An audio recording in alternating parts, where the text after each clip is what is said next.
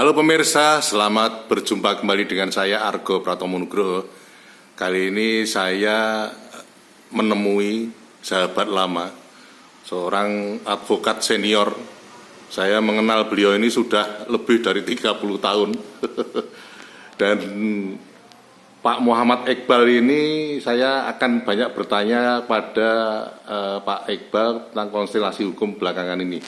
Selamat berjumpa Pak Iqbal. Ya, selamat berjumpa, selamat siang semuanya. Pak Iqbal, ini saya ingin pendapat Anda tentang konstelasi hukum di Indonesia sekarang ini, apakah sudah memang cukup mengkhawatirkan atau seperti apa, Pak? Iya, jadi begini ya, saya sebagai praktisi hukum melihat perjalanan penegakan hukum di Indonesia akhir-akhir ini memang kecenderungannya lebih berpihak kepada kekuasaan. Ya, diawali dari putusan MK, Mahkamah Konstitusi ya. Kemarin. Nah, di situ puncaknya, ya, puncaknya karena orientasi putusannya itu orientasi kekuasaan.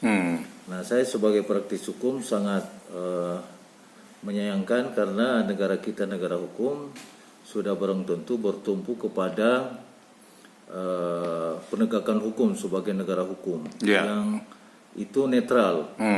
Jadi hanya semata-mata dari kepentingan-kepentingan hukum, tidak bisa kepentingan-kepentingan lain. Dan ini tahun politik ini juga bagian dari evaluasi menyeluruh dari proses penegakan hukum kita. Nah, mudah-mudahan dengan adanya pemerintahan baru ke depan, proses penegak hukum kita ini memang berpihak kepada penegak hukum yang netral, yang murni, proses penegak hukum yang natural seperti itu, ya. Ya, yang berkeadilan yang masyarakat berkeadilan, ya. Mempunyai nilai-nilai keadilan, dan hukum itu memang mempunyai nilai keadilan dalam hukum itu. Dan sekali lagi saya katakan, di samping berkeadilan, penegak hukum juga beretika, etika secara hukum. Jadi penegak hukum itu tidak semata-mata berkeadilan, tapi punya etika dalam proses penegak hukum. Karena kan secara politik sebetulnya kan memang negara kita ini kan seharusnya memang mengarah ke negara hukum ya, bukan negara kekuasaan itu loh. Kalau secara teori kan bukan mahstat tapi restat gitu. Restat, ya. Jadi betul. Jadi pendiri negara kita itu sudah awal disampaikan bahwa negara kita ada negara hukum, sehingga orientasinya proses penegak hukum yang berkeadilan, yang tanpa pandang bulu.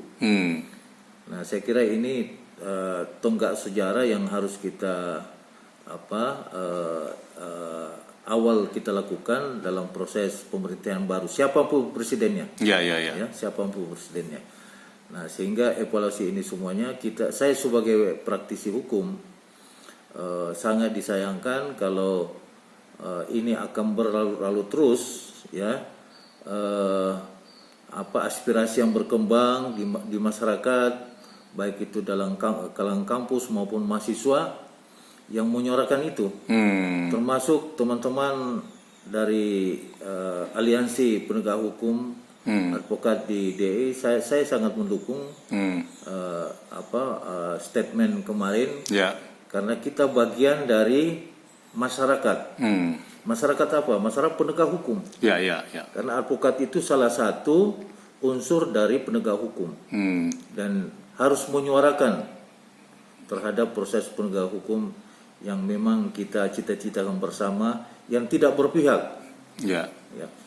Terakhir Pak Iqbal, tapi apakah Pak Iqbal sebagai advokat senior optimis nggak kedepannya kita bisa menjadi sebuah negara hukum? Ya, jadi gini ya, proses penegak hukum itu karena negara kita kan ada pemerintah, ada presiden, ada kepala negara. Itu seharusnya menjadi contoh teladan dari presiden atau kepala negara. Nah, oleh karena itu tadi saya sudah sampaikan harapan saya siapapun presidennya, proses penegak hukum itu di awal pemerintahan 2024 ini, disitulah kita akan memulai. Artinya presiden, kepala pemerintahan itu menjadi contoh yang baik dalam proses penegak hukum.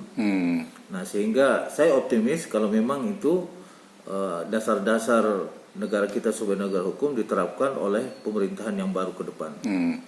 Oke Pak Iqbal, terima kasih Pak Iqbal. Nanti lain kali saya akan datang lagi. Ya. Terima kasih. Terima kasih Pak Iqbal. Nah pemirsa, akhirnya saya Argo Pratomo Nugroho terima kasih atas perhatian Anda. Sampai jumpa.